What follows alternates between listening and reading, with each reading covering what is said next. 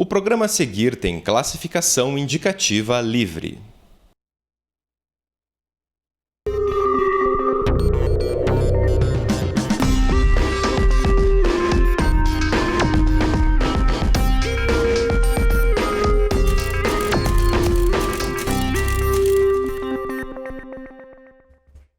Olá, seja muito bem-vindo ao FPR Notícias. Hoje é sexta-feira, 22 de janeiro, e você confere ao vivo a partir de agora as novidades da Universidade Federal do Paraná. Nesta sexta-feira, começou o período de matrículas para os candidatos aprovados na primeira chamada do Sistema de Seleção Unificada, o SISU. Cada curso tem dia, horário e local específico para a realização da matrícula. E é preciso ficar atento às informações do edital, disponível na página do Núcleo de Concursos da UFPR. O estudante que não foi selecionado na chamada regular e ainda tem interesse na vaga para a qual se inscreveu na primeira opção, poderá incluir seu nome na lista de espera até o dia 29 de janeiro. As matrículas para os convocados nesta etapa começam no dia 4 de fevereiro. Para quem tem interesse em conhecer novas culturas, aprimorar um idioma ou até mesmo frequentar uma outra universidade brasileira, já estão abertas as inscrições para os intercâmbios nacionais e internacionais. As inscrições vão até o dia 19 de fevereiro e devem ser feitas exclusivamente por formulário online que está disponível no edital. Para concorrer a uma vaga, o aluno deve comprovar no ato da inscrição o nível de proficiência em língua estrangeira do país de destino. Após esta etapa, os candidatos passam por entrevistas e outros procedimentos de acordo com cada curso. O resultado final será divulgado a partir do dia 16 de março. Outras informações podem ser conferidas na página que aparece na sua tela. Hoje, Curitiba amanheceu com tempo fechado e com muita chuva, mas de acordo com o CIMEPAR, o final de semana será de sol e calor.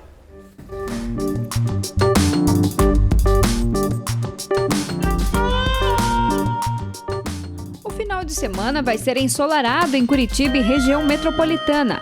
No sábado, a mínima prevista é de 17 graus e a máxima de 28 graus. No domingo, a máxima também pode chegar aos 28 graus e não há previsão de chuva. E agora nós vamos falar sobre o bom e velho disco de vinil. De 1997 para cá, esse objeto foi perdendo espaço para as novas tecnologias. Mas hoje, a procura pelos LPs voltou a crescer e o público também. A reportagem é de Carlos Baldo e Fábio Alexandre.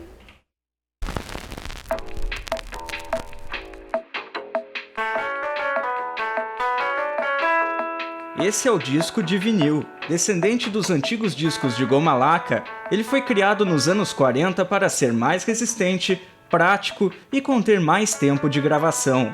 Disponível nos tamanhos de 7, 10 e o mais comum, de 12 polegadas, são uma forma de ouvir música que, para o Paulo, nunca morreu.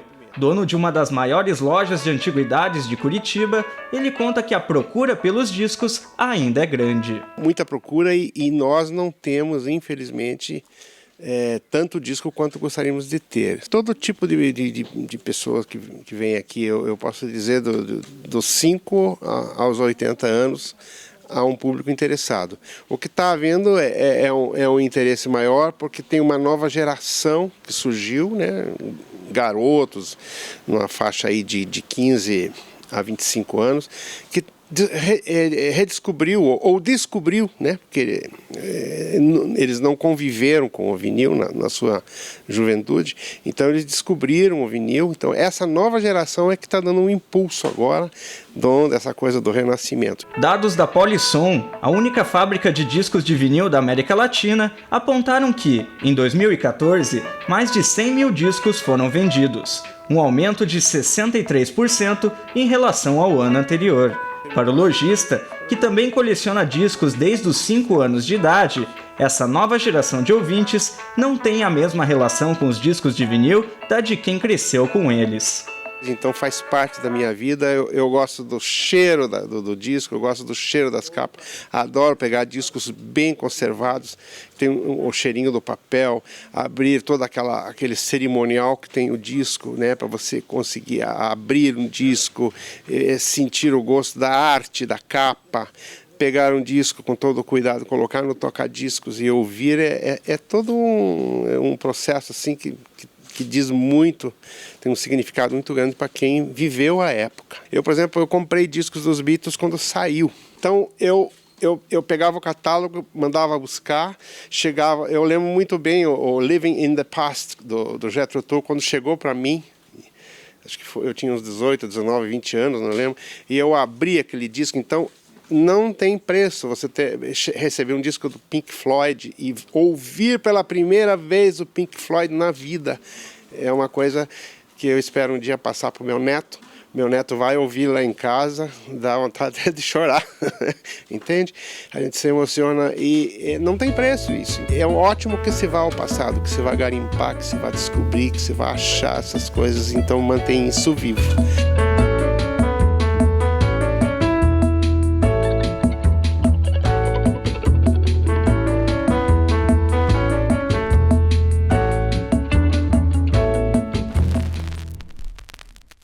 E por falar em LP, este final de semana será realizada uma edição especial da Feira do Vinil, que faz parte da programação da Oficina de Música de Curitiba, um lugar para reunir os amantes do vinil. E nós estamos aqui com um jovem colecionador de discos, né, o Matheus Nascimento. Seja muito bem-vindo, Matheus. Obrigado.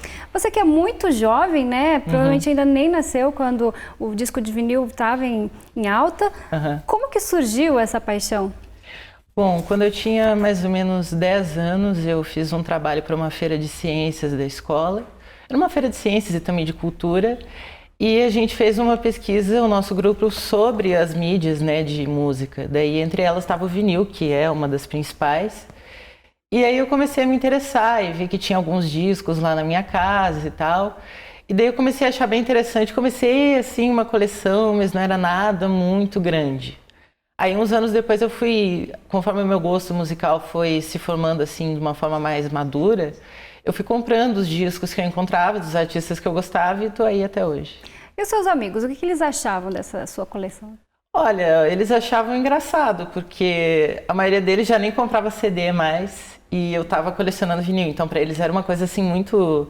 era diferente.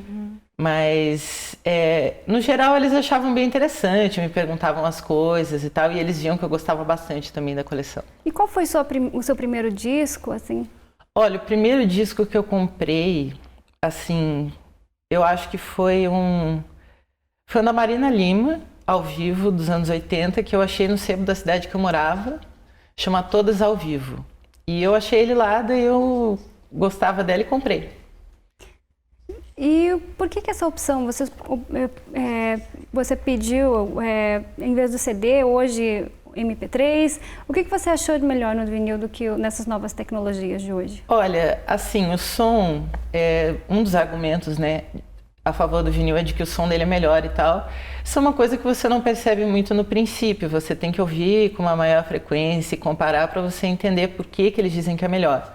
Então, no começo, assim, eu fiquei atraído pela parte visual, porque o fato do vinil ser grande, as capas são maiores, dá para ver bem, assim, a arte gráfica que é criada. E depois também, eu sou muito ligada, assim, ao material. Então, eu gosto muito do livro físico, eu gosto muito de pegar o disco. Tem todo o ritual de você tirar ele da capa, botar no toca-disco, depois você troca o lado, ver ele rodando ali, a música saindo. Então, tem todo esse ritual. Eu acho que isso foi o que mais me atraiu no vinil, assim, quando eu comecei a colecionar, e ainda é o que mais me atrai. Matheus, você tem alguns discos aí, né? São os seus preferidos? Eu trouxe alguns preferidos e também alguns que foram mais difíceis de encontrar.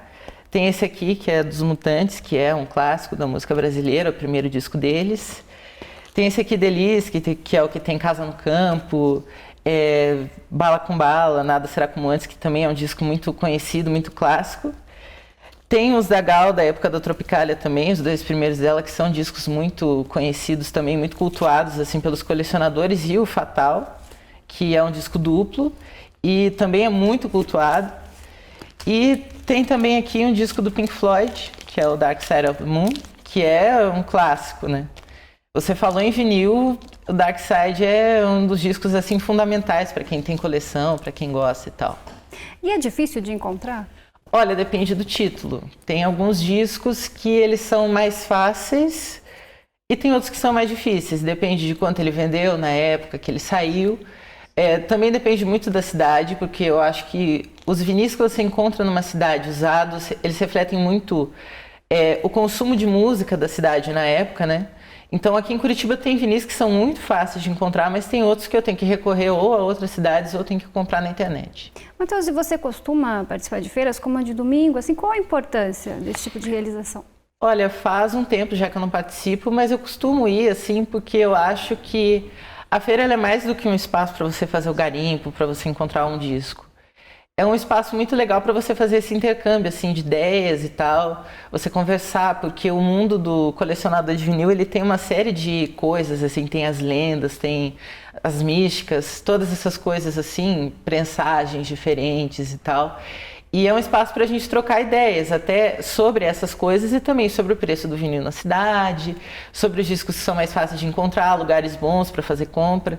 Então eu acho que é um espaço muito importante para o colecionador assim, se encontrar e ter essa conversa que muitas vezes você não vai conseguir ter com muitas pessoas. Tá certo. Então, muito obrigada, Matheus. Imagina, eu que agradeço. A Feira do Vinil acontece neste domingo a partir das 11 da manhã no Memorial de Curitiba.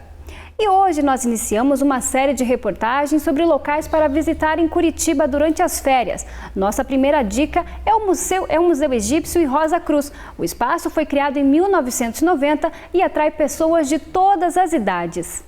Conhecidos pela religião marcada por crenças e simbolismos, os povos do Egito Antigo e suas grandiosas construções chamam a atenção até os dias de hoje. Em Curitiba, o Museu Egípcio exibe um acervo de peças que contam a trajetória dessa civilização. Então, o Museu Egípcio, na verdade, ele foi criado em outubro de 1990. E ele começou com a doação de um artista plástico chamado Eduardo Dávila Vilela, que ele tinha uma exposição itinerante de réplicas sobre o Egito Antigo. E até que, então, no final da década de 1980, ele confiou essas réplicas à Ordem Rosa Cruz. E aí foi a partir disso, que a Ordem Rosa Cruz Amor que teve a iniciativa de criar aqui em Curitiba, um museu egípcio. E desde então a gente tem adquirido novas réplicas. Em 2013, o museu passou por uma grande reforma, que resultou em um espaço mais moderno e dedicado somente ao Antigo Egito.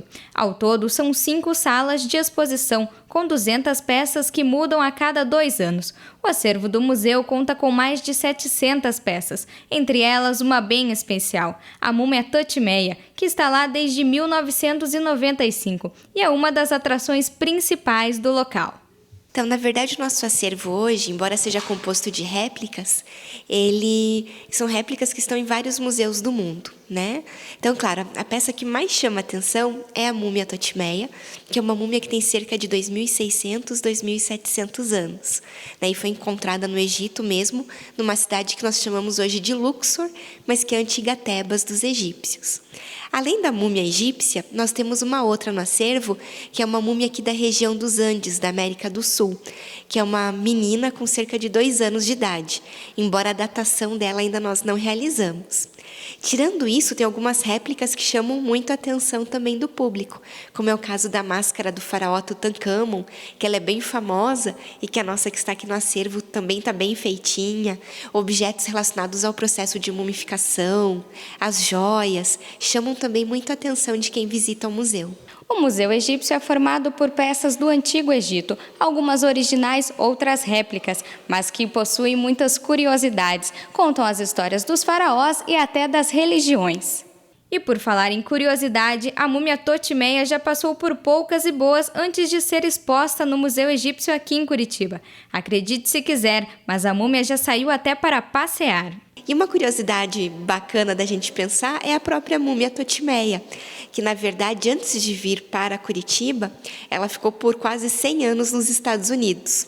E lá nos Estados Unidos ela acabou sendo desenfaixada e houve um período em que ela ficou guardada num celeiro, que ela ficou abandonada, guardada num celeiro.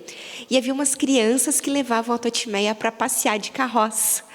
E há episódios até datados em jornal que num dia de Halloween acabaram prendendo a Tutimeia na frente da porta da casa da diretora da escola, tocaram a campainha e saíram correndo para assustar a diretora da escola com a Tutimeia, que hoje é a nossa múmia aqui do museu.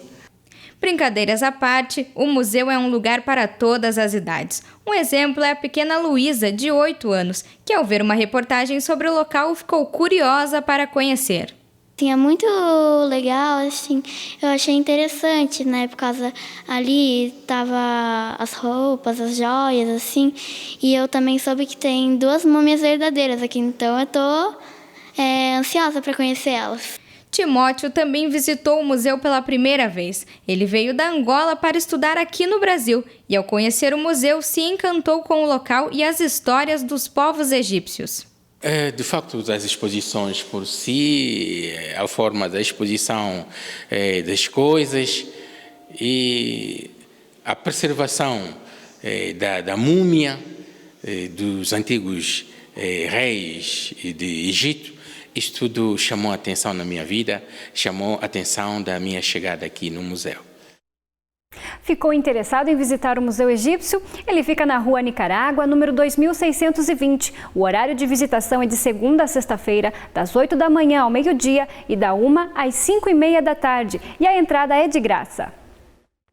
E vai ter muita música neste final de semana em Curitiba. Confira agora a agenda cultural.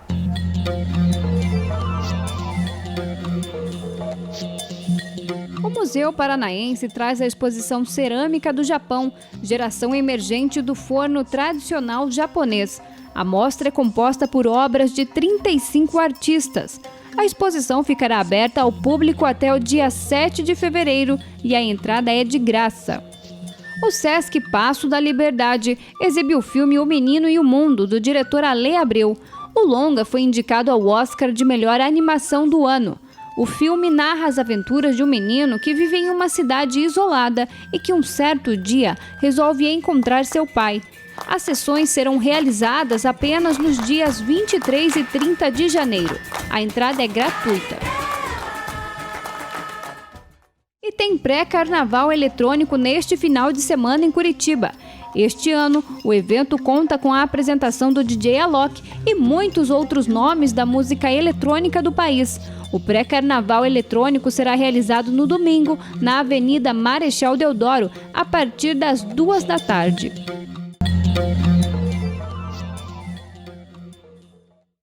E o FPR Notícias de hoje fica por aqui. Você pode rever essas reportagens e outros programas da UFPR TV no nosso site e também pelas redes sociais. Eu te espero na próxima segunda-feira. Tenha um ótimo final de semana.